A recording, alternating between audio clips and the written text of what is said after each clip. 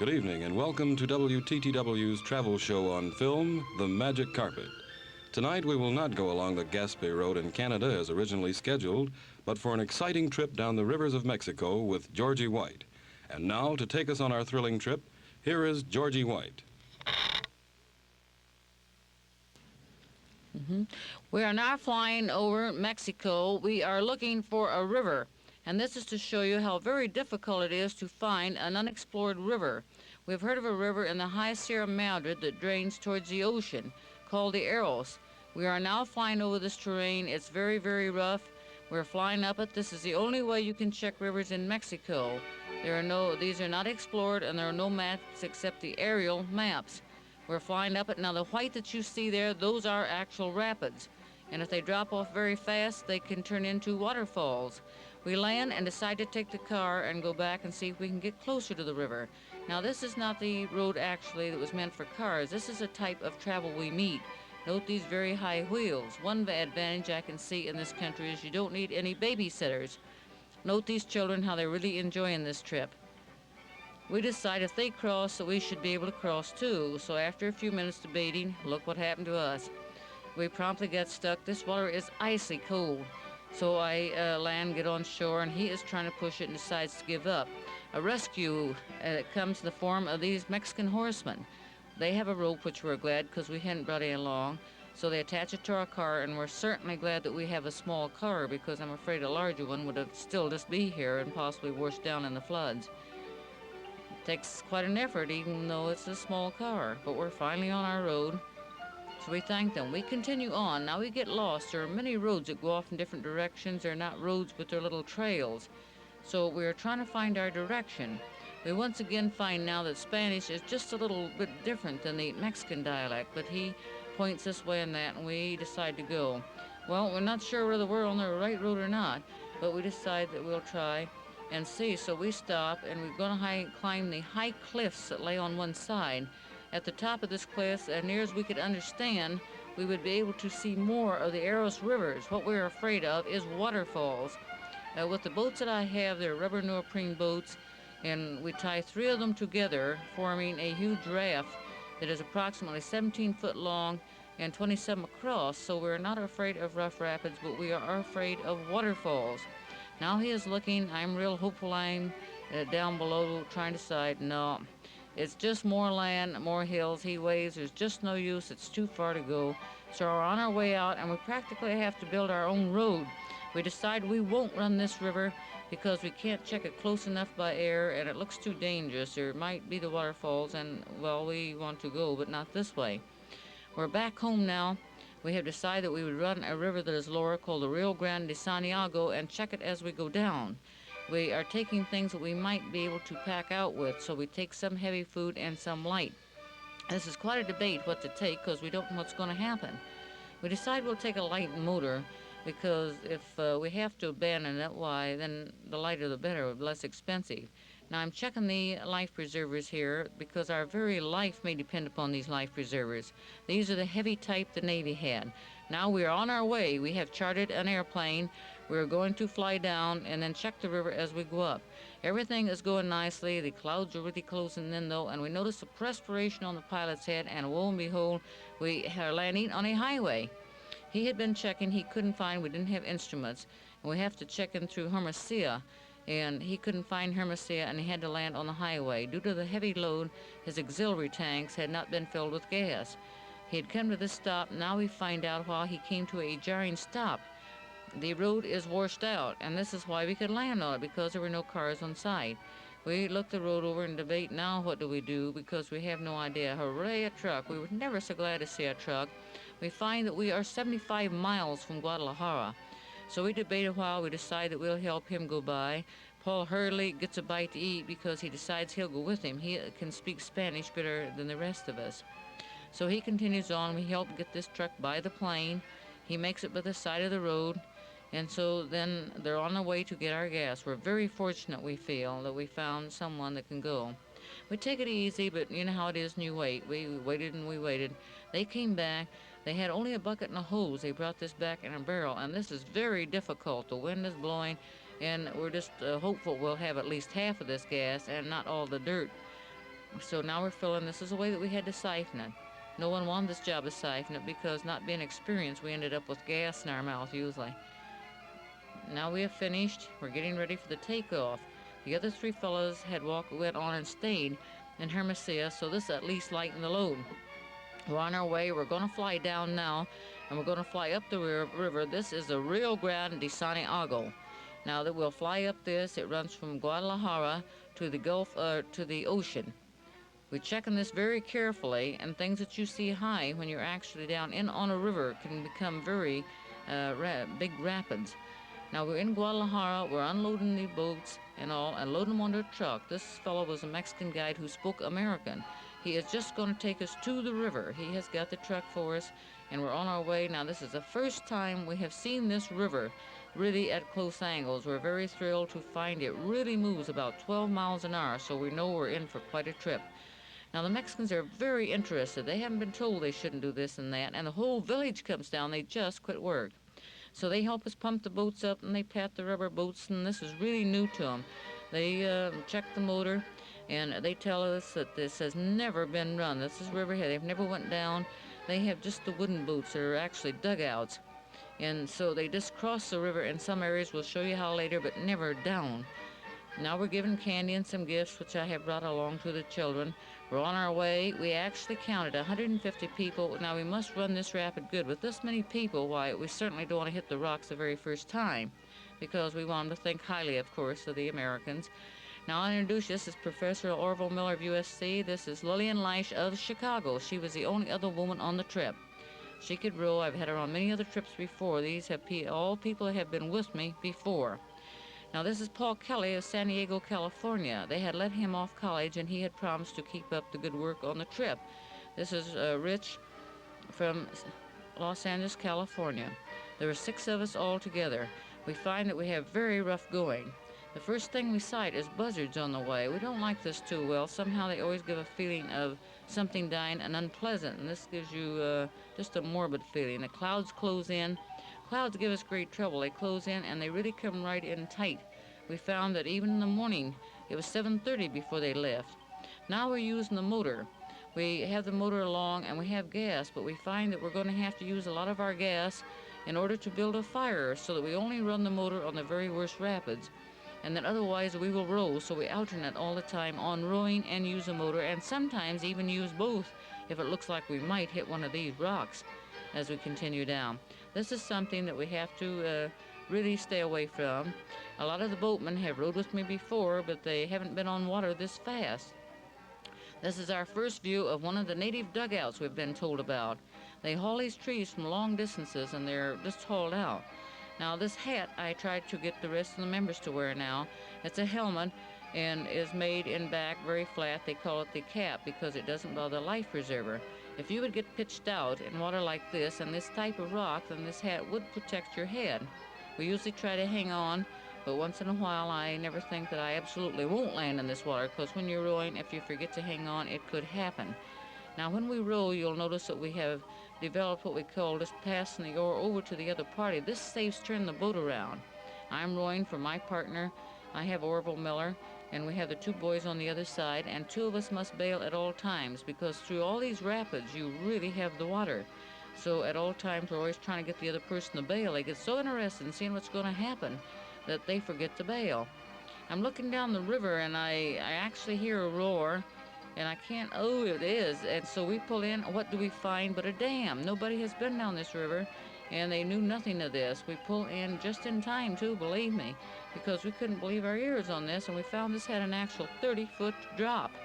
Now, they had got so interested, and they heard this roar, as I said, that they didn't bail. So just look at these boats. We was lucky we actually got in, because when you get this much water in a boat, it takes a lot of power to get it in. No wonder I had to use both the motor and the oars. Well, we decided to make the best of everything. We have a saying on these trips, just the way I like it. So no matter what happens, you just make fun with it, and that's the way it is. The main saying is no complaints on this trip.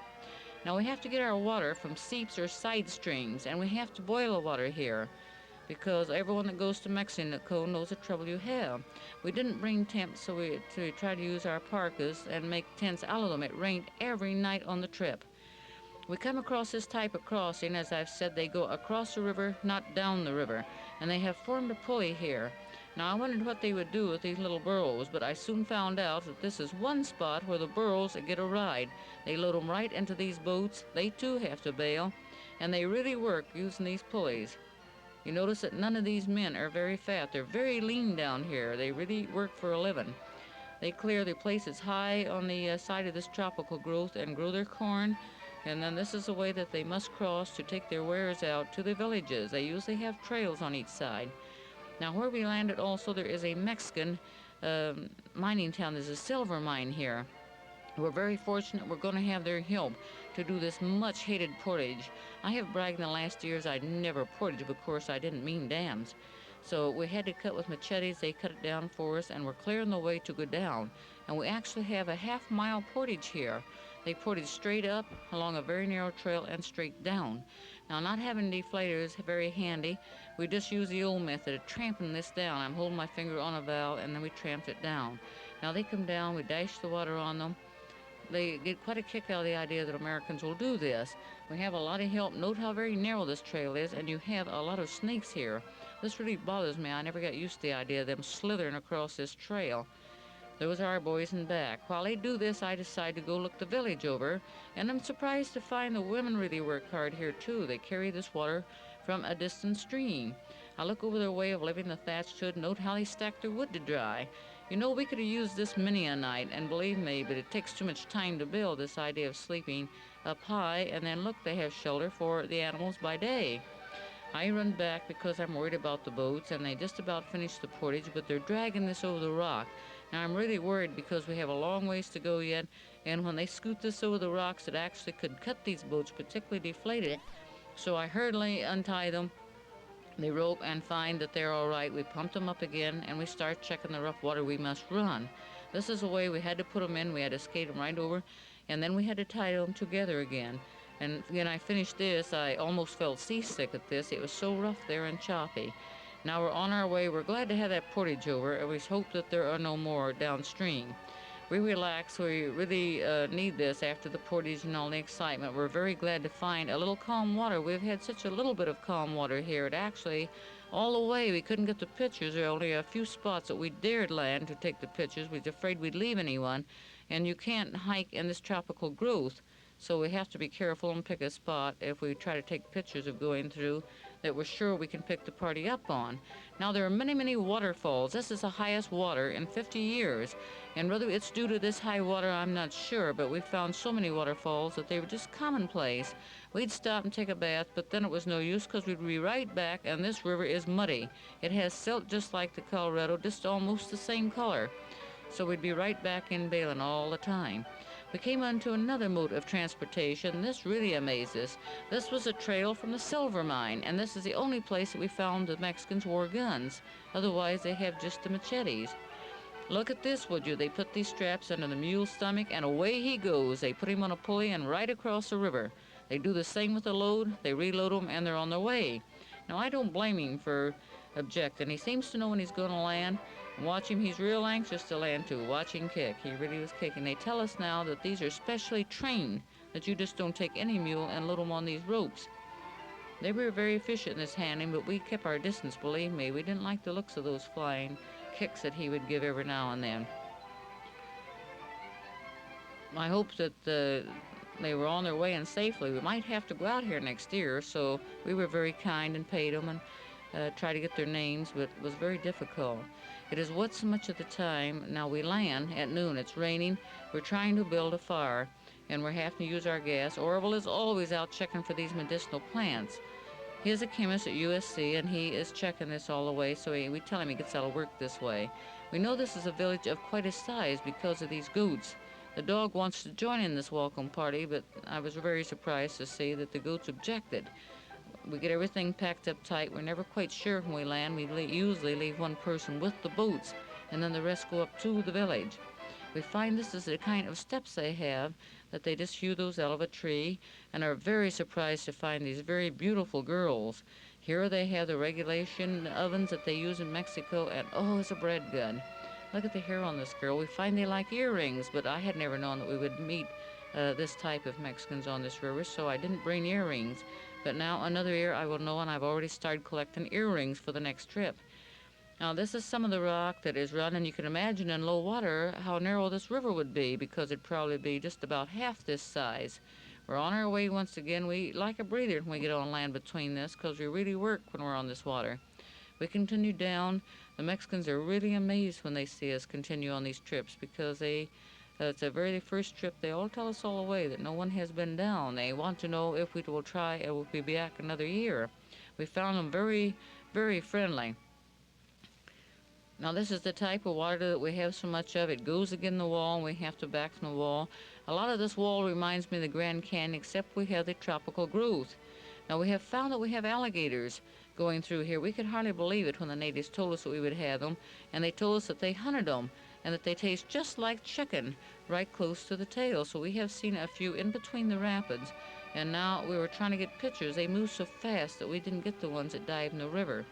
We're down here, nobody else will dare do this, but then we told Bob that he did this just for pictures, because we wouldn't go in. So he laughed.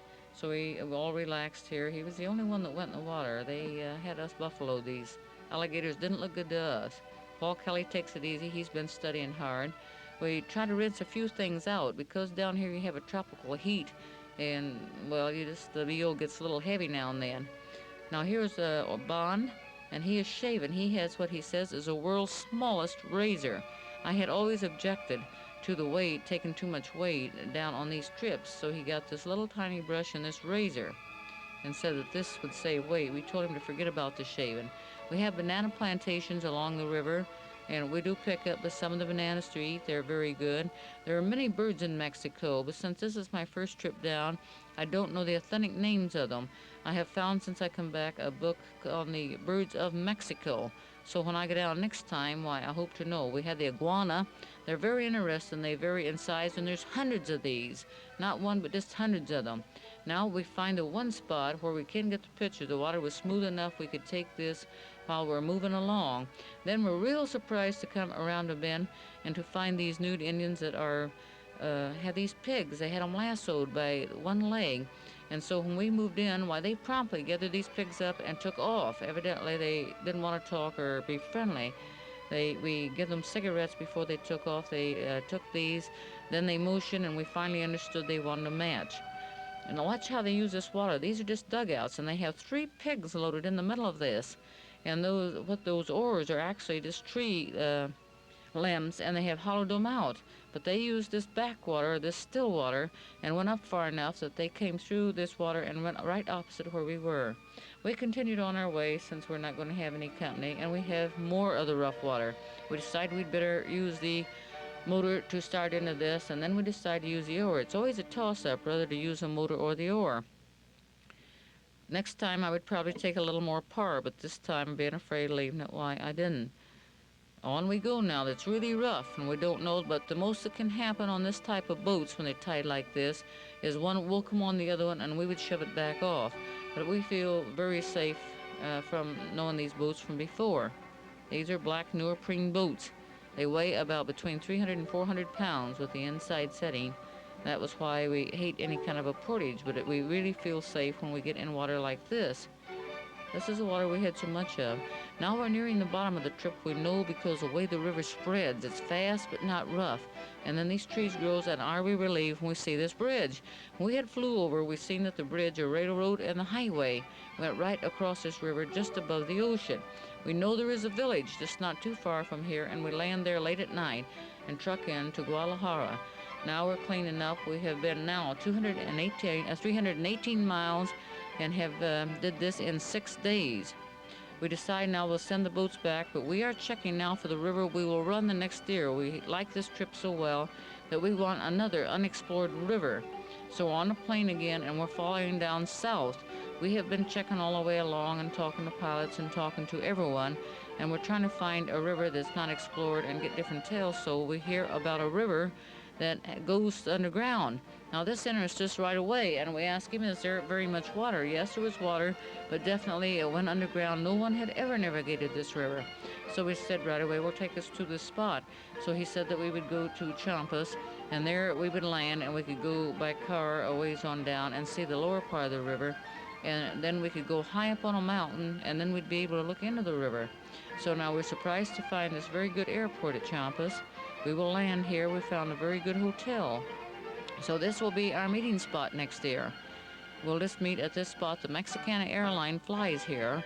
Also, we found that they will take baggage. They will take anything as heavy as these boats, and they simply move the seats and put them right in front of the passengers. They only have a few passengers, so you'll have your boats flying right with you on the Mexicana airline. Now, the top of this has a tropical growth, but very smooth. It's a fast current. We've gone over, we're going to check down, we're going down to San Cristobal. He tells us this is a very good trip. We have time to make it before night. So we drive through the village, very narrow streets. I'm really glad that I'm not driving in this part of the country. I would be afraid of an accident. They drive right through fast and everything gets out of the road. These are some of the Indians that you have seen right on the highway going towards San Cristobal. The main thing that marks them is the straw hats they wear, have many colored bright ribbons, and they wear shorts. And this is typical of the villages they live in. They're the thatched huts. The corn grows all around them. They have avocados, bananas. So actually I found I could live down there and really like it, as I happen to like all these vegetables. Very typical. We got very few pictures of the women. They don't seem to like you to take pictures of the women, so we kept away from this. Many beautiful flowers. We can't show you many of the flowers on TV, but oh, they really have the beauties. Now we go through this road that actually goes right through the jungle. It's been chopped through this jungle, goes high up on the hill. Then we have to walk a ways, and we look the river we're going to run. On the far left-hand side is a waterfall that actually goes into the river. Now this we must go under. We'll just hope that there's a place on the side or in the back of it we can go. Beyond that, there's another rapid. Now the clouds close in. We were actually at this one spot 3 hours just getting these few pictures. And this is probably why they say that this goes underground. This is a very high sheer wall. Once you start, wherever that river goes, you're going to go too. So for this reason, I'll show it to anyone who is going with me, and they will have to understand this, and then that way we have no complaints. Note now how very narrow this is, how many, many rocks. We will go when the water is at its very height. This will mean, of course, rainy weather, and we'll try this next year. Now, Orville Miller is still looking for his plant life. Flowers he's interested in. He found quite a few things he was very interested in, and he's going back next year to check on more of these medicinal plants. He checked with many of the villages, and they usually have a woman that is the doctor in the villages. Note how now this is another scene as we go back. Look how it goes against the wall. All this water goes against the wall. Then it has quite a heavy drop. So we know we're in for a lot of rough water through this part of it. We're looking at this with great interest, but also, of course, we will wonder until we get through this how we're going to make it. We're also wondering how we will possibly get pictures. We're trying to figure many things out ahead. Well, I said, really, I think the whole thing we'll start down it, and we might as well almost pull the oars up and just pick pot luck. We go back to the town. They tell us now they have a small zoo, and these animals are taken from the tropical jungle that we will go through after we go through this mountain, if we get through all right. So we're very interested here. It's a very small zoo. They tell us there's only one animal that will attack, which we'll show you later. They have the cat, but he will not. He tells us we'll probably not even see these cats unless we're actually looking for them, so that they won't bother us unless we go up into the forest and almost take a tour, which we are not planning to do. We will go. Now this is a cross between a turkey and a chicken, and this is a common bird down there that they shoot a lot. This interested me more than anything. It's their eagle. I have not seen any of these in the American zoos. They really stand amazingly high. They're very big. I would say they're actually 3.5, 4 foot high. And they have these feathers that stand up on their head. We were so fascinated that we tried to take pictures from all angles. And here he is in all his glory. They said that we might see a few up high. But this was certainly interesting. They're a varied type. They're white on the underside, a pure white.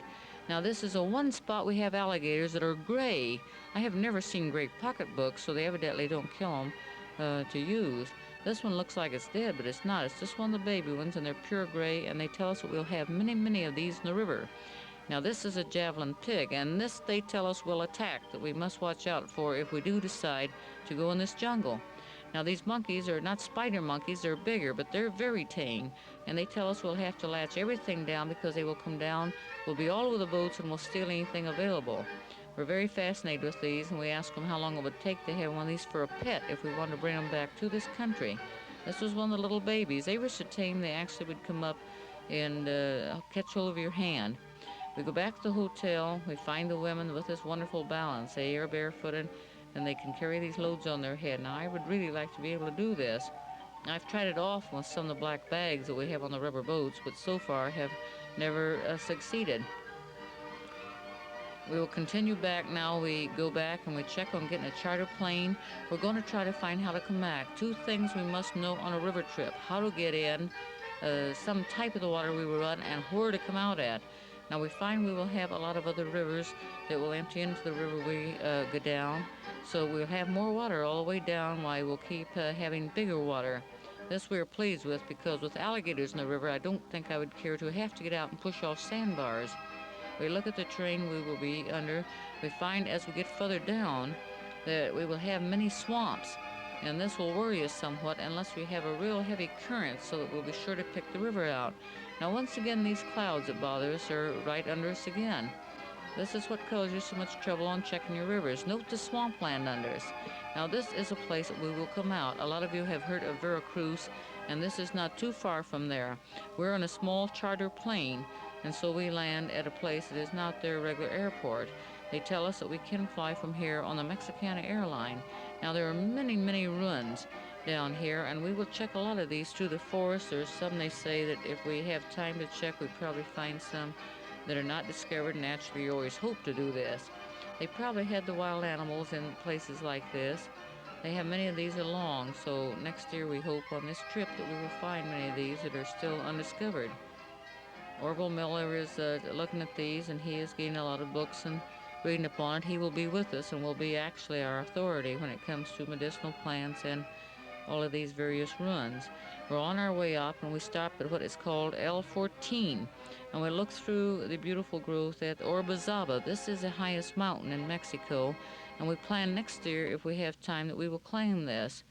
We find at this place that we are staying that they have all type of plants that they ship out to America. They also have what they call the wood flowers, which are very nice table decorations. We get a few of these and continue on our way. I look at Orbazaba. They tell me it always has this snow on it. I will need ice, axe, and a crampon. Now, to get a little experience, we go over and climb Popo. And Popo, as you know, is the second highest in Mexico. We go with the Mexican group. They're very good. We find two other Americans join us. Now, we're on our way, and this is really a wonderful trip and an easy way to climb. We find that they have such terrific enthusiasm. They take guitars on the trip, and they play them actually all the way to the top. So further on the trip, we get into blinding snowstorms, and when we couldn't see them, we could hear these guitars. Now, we're just started up the trip, actually. This is probably a fourth of the way up, and here we are showing everybody getting ready. They're getting the crampons on, the ice axe. One thing very interesting here was the way they used ropes. The leader had a rope, and then the assistant leader, clear to the rear, had this. It was a very long rope, probably 125 feet.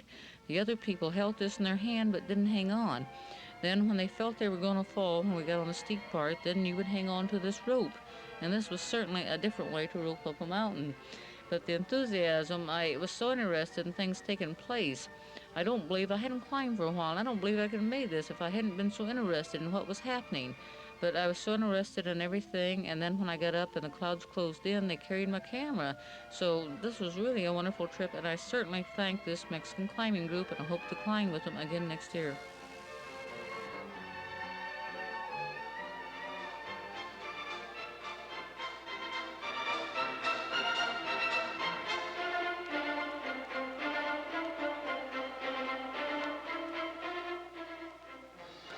We hope you enjoyed this evening's adventure on the Magic Carpet with Georgie White, and that you will plan to be with us next time when we take off on the Magic Carpet. If you have a favorite place you'd like to visit, do let us know, and we'd be glad to schedule a trip on the Magic Carpet.